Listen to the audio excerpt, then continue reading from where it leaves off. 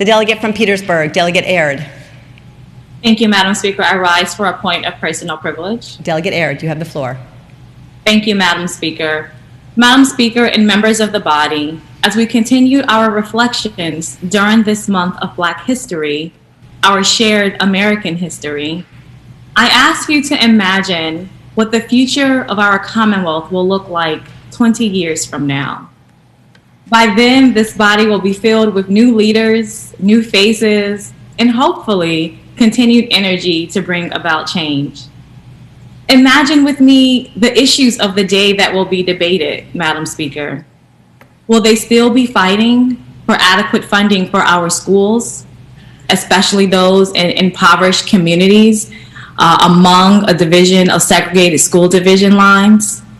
Will they still be trying to correct policies in our criminal justice system that disproportionately negatively impacts Black and Brown Virginians?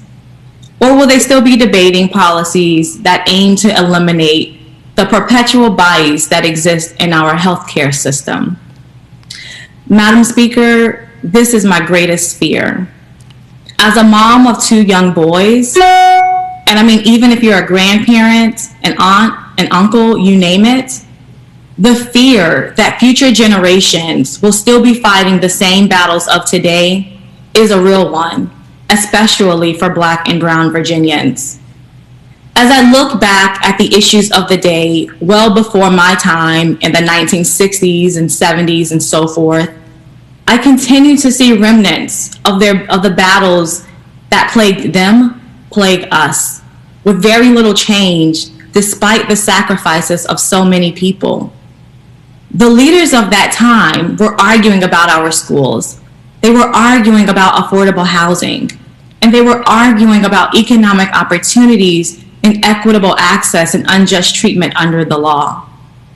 Ultimately, they were crying out about the racism that is embedded as normal practice within our society that has led to such issues as discrimination in our criminal justice system, employment, housing, healthcare. Plain and simple, here in our Commonwealth, institutional racism runs rampant, and they were crying out against it.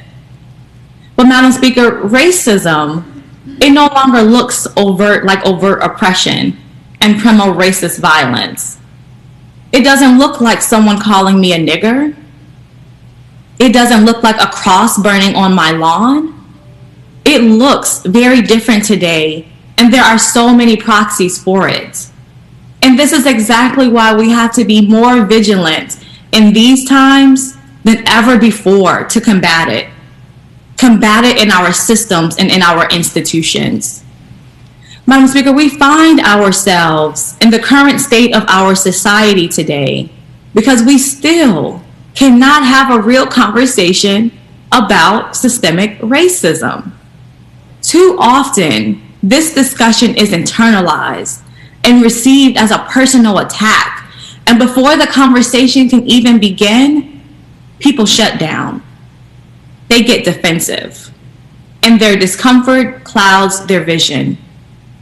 But we must all realize that even though the familiar signs and symbols of racism of the past have faded into the distance, racism must certainly persist all around us. The Black experience in our nation and in our Commonwealth now involves a deep system and complex form of oppression, the specter of systemic racism. At every turn, every corner, through every structure and every system, we have structures that have been thoughtfully designed around the continued exclusion and oppression of Black communities. From classrooms to courtrooms, Black Americans move through society with an entirely different set of rules and different set of mandates and a different and more severe set of consequences. So, Madam Speaker, if we don't get comfortable with having this conversation, we will be doomed to live through these same ills over and over and over again. We must unify, and we must rise to this challenge.